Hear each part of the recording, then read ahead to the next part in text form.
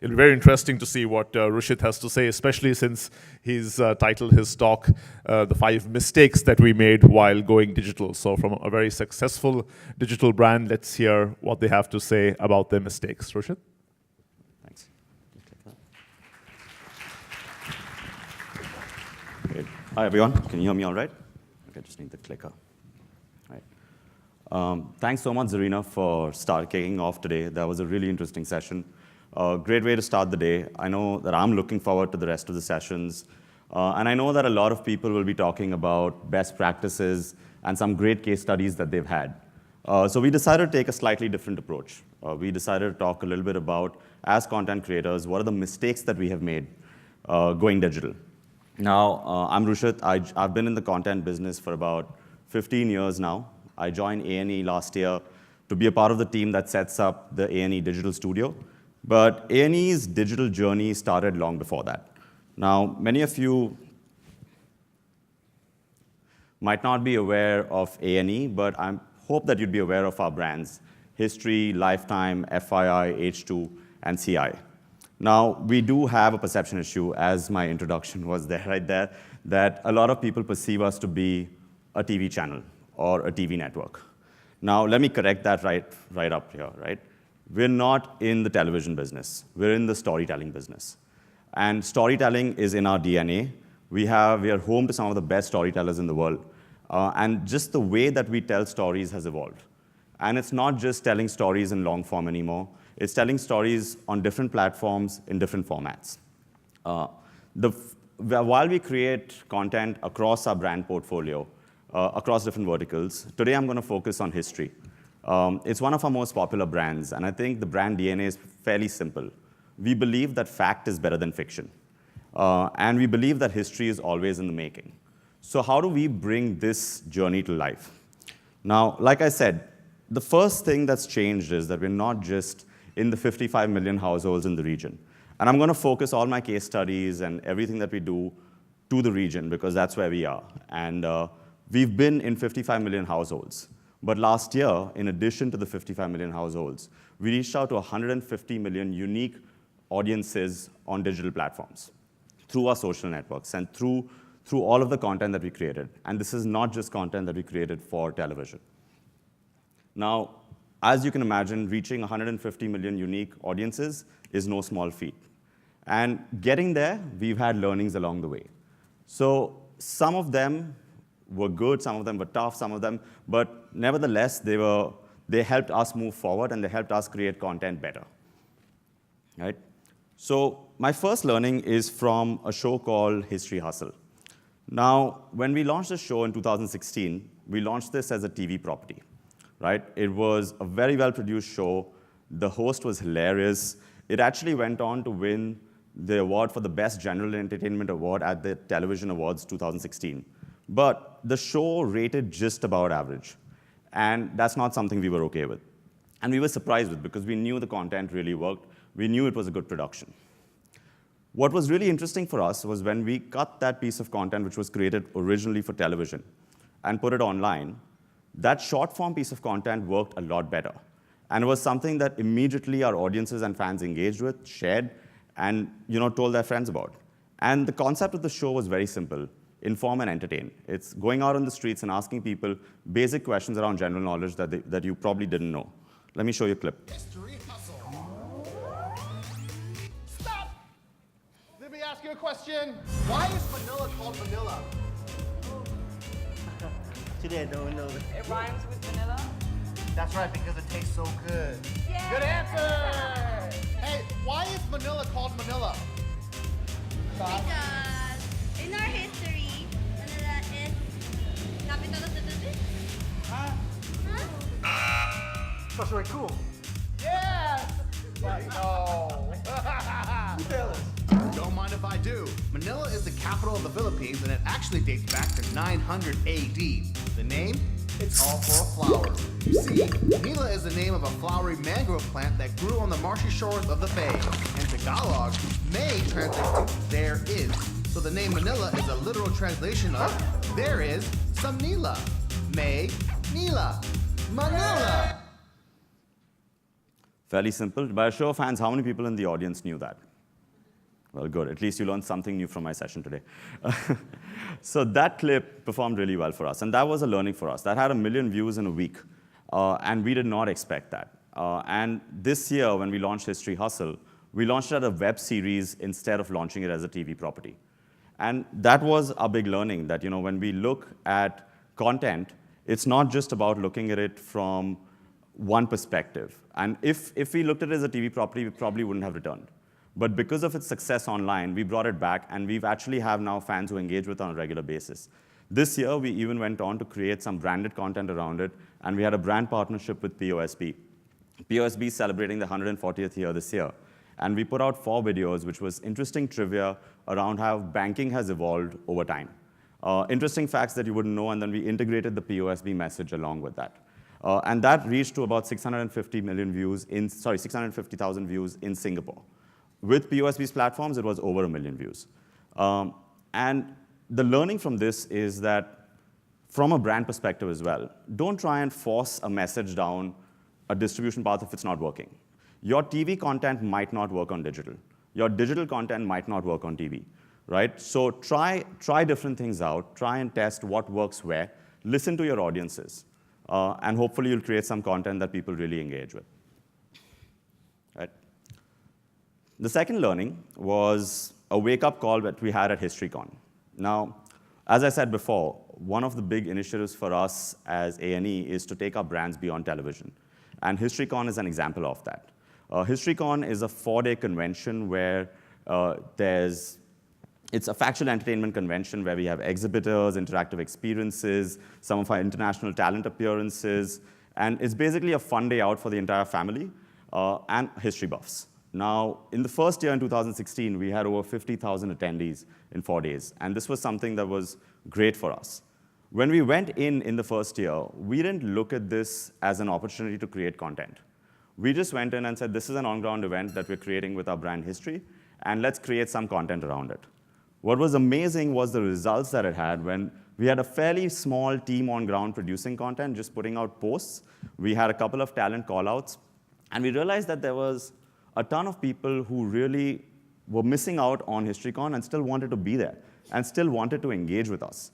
And people who were at HistoryCon wanted to share what they were experiencing at HistoryCon. And in 2017, this year, when we launched in Manila and KL, we had over 70,000 attendees, and we had a lot more content. We were well planned out. We had a digital team that was on ground at both venues that was producing content as we went along.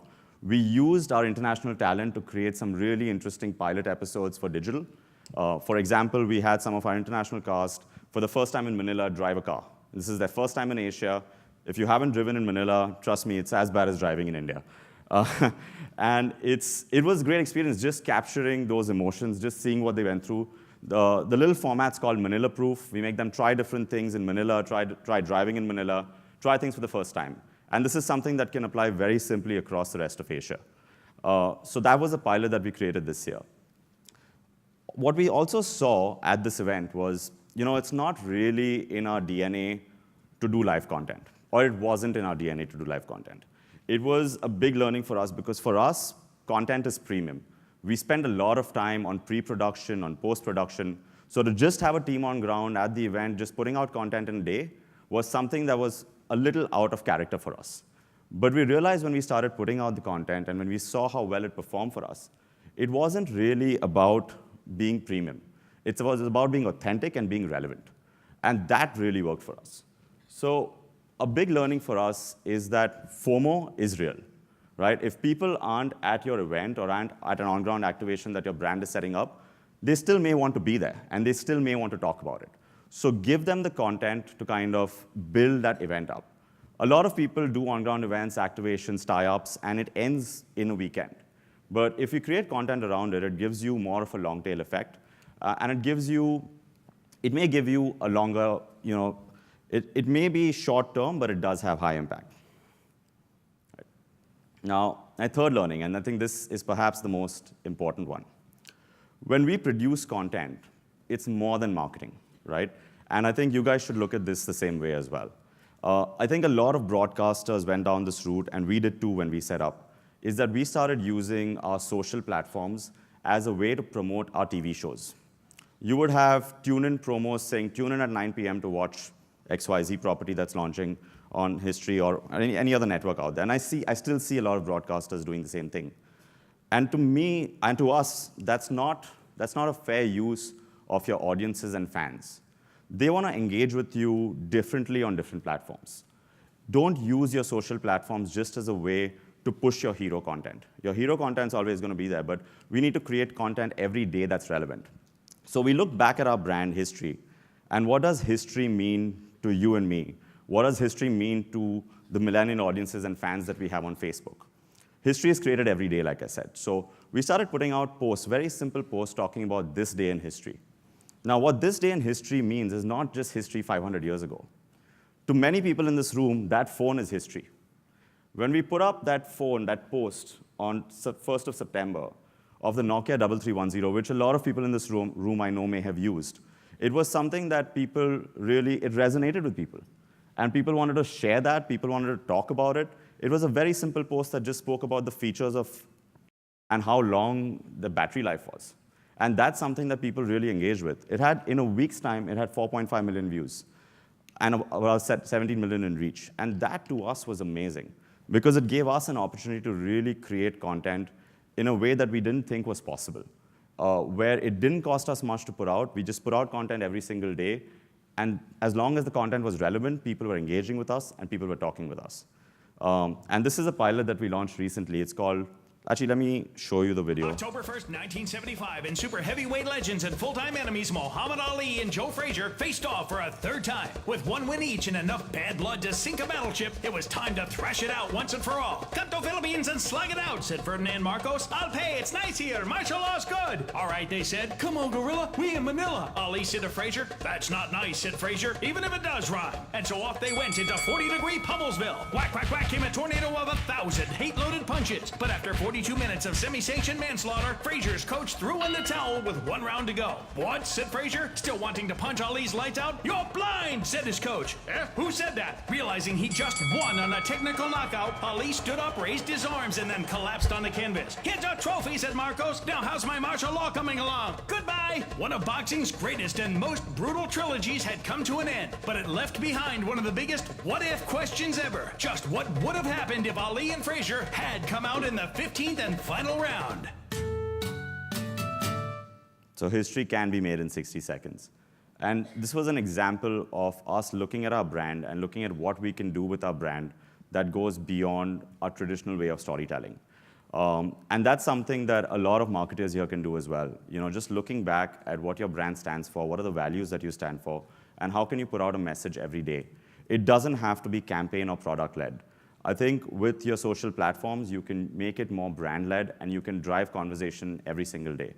And one of the things that we try to do very often in the content that we create, as you would have seen in Thriller and Manila as well, is inform and at the same time spark emotions. Because that's definitely something that we see that people want to engage with, people argue about at times, people share with their friends, and that works really well for us. Learning number 4, one size doesn't fit all. Now, the reason we say this is because it's a little like what I said earlier, is that when we produce content for one platform, it doesn't mean that that content will perform very well on other distribution platforms.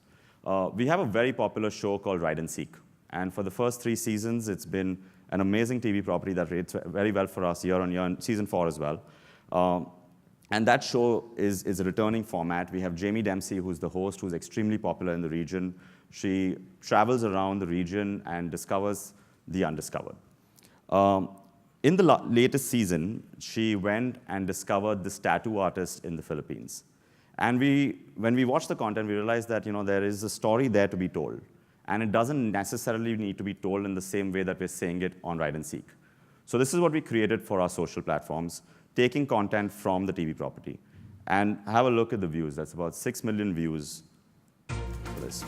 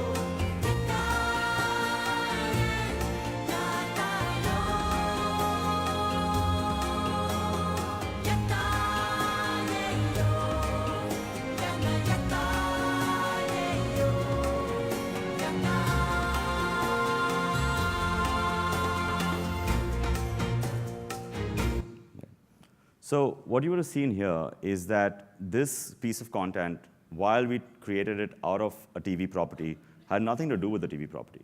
We didn't promote Ride and Seek using this. We didn't even include Jamie Dempsey in the video. If you notice, the video was vertical in format. It wasn't horizontal, because it was created for a social audience. It was created for the Facebook audience. And going by the results of this, we actually launched a new property called OMG, which features amazing stories from around the region. Amazing stories like the tattoo artist. And that's something that people really engage with. So I know that we might have the benefit of being content creators, and we have a library of content to work with, and a lot of people in this room might not have that privilege, but don't underestimate the content that you already own and control. There's a lot of work that can be done with it. Editing can do magic. You know, we work with a ton of hotel companies around the region where they share with us all of the content that they've created over the years, and we recreate that and repackage that to tell the same story differently. And that's something that can work really well for you.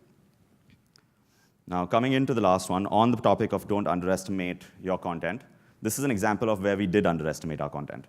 Now, we created this campaign, and I'm going to give a branded content example here, is we created a campaign for Silk Air.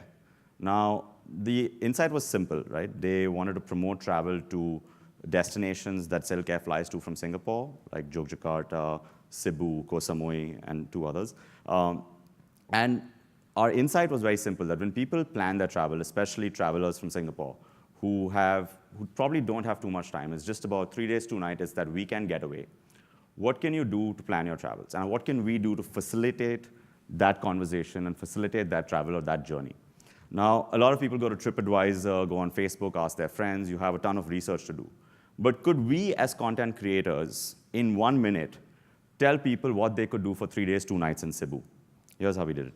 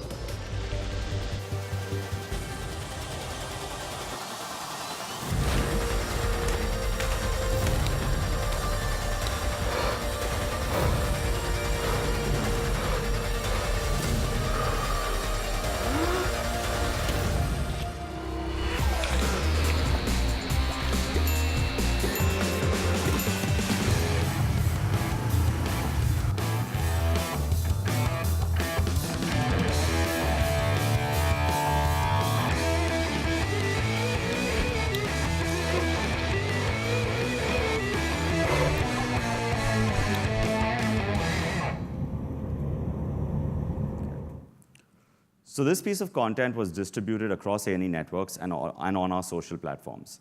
When we put it up, we realized that people were sharing this with their friends, tagging their friends, telling them that, oh my God, this is what we should do when we go to Cebu, or I'd love to go to Cebu, do you want to do this? And the way we underestimated our content was that we did not realize that our content was actually going to drive purchase intent. And what we did was we limited ourselves by distributing it on our platforms alone. What we should have done was work with our brand partner to distribute, our agency partners, to distribute that to relevant people who are planning trips to Cebu, who are right in that consumer. So identify where your consumer is in their journey and find content that is relevant to that. And going from this, we've learned and we've realized that we need to have a more holistic distribution plan every time we create content. It's not just about our platforms and our distribution and our reach. It's about understanding what the content is, understanding how it's going to be relevant to the consumer at what point of time, and how can we get the content in front of them on whatever platform that is. And lastly, think big picture. It's not just about one video, one campaign. It's travel itineraries, right? It's something as simple as that. It could be broad, but it's something that facilitates someone's travel, and you could be a part of that. So think big picture and think of creating formats that live on longer than the time they're created for. Lastly, the biggest mistake of all is not making mistakes at all. That's it. Thank you.